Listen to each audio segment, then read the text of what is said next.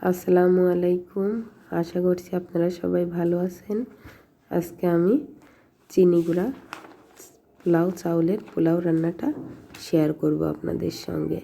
এজন্য আমি 2 কেজি পরিমাণ চিনি গুঁড়া চাল ভালো করে পরিষ্কার করে ধুয়ে পানিটা 10-15 মিনিটের মতো রেখে ঝরিয়ে নিয়েছি।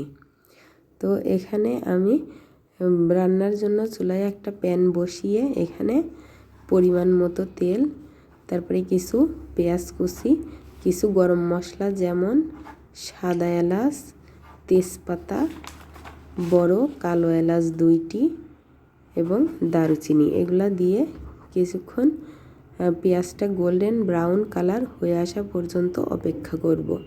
তো দেখুন এখানে গোল্ডেন ব্রাউন কালার হয়ে এসেছে। তখন আমি ধুয়ে পরিষ্কার করে পানি ঝরিয়ে রাখা পোলাও চালগুলো এখানে অ্যাড করে দেব।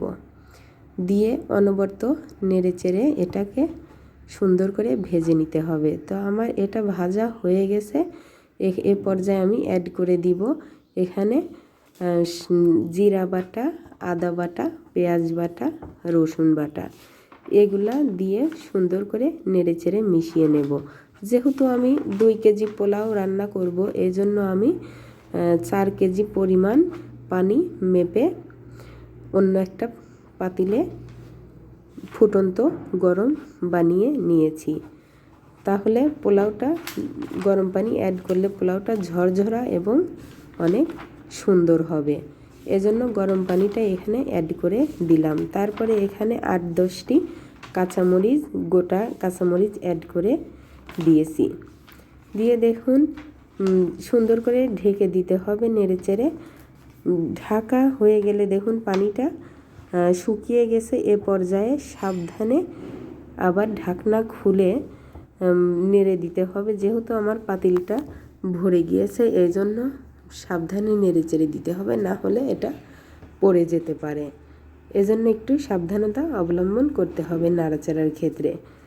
তো নিচের গুলা উপরে এবং উপরের গুলা দেখুন কি সুন্দর নিচে চলে যাচ্ছে। এতে করে নিচের চালগুলা যে সিদ্ধ হয়ে গেছে ওটা উপরের দিকে উঠে আসছে এবং উপরের গুলা যে একটু চাউল আছে এটা নিচের দিকে চলে যাচ্ছে। এভাবে নেড়ে চেড়ে দিলে হয় কি পোলাওটা চারিদিকে সমানভাবে ভালোভাবে সিদ্ধ হয়।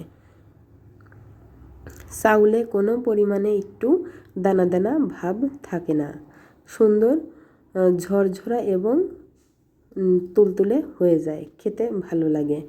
তো এ পর্যায়ে দেখুন এখানে অ্যাড করে দিব আগের থেকে পেঁয়াজ ভেজে রেখেছিলাম সেইটা। এটা স্কিপ হয়ে গেছে, দেখানো হয়নি।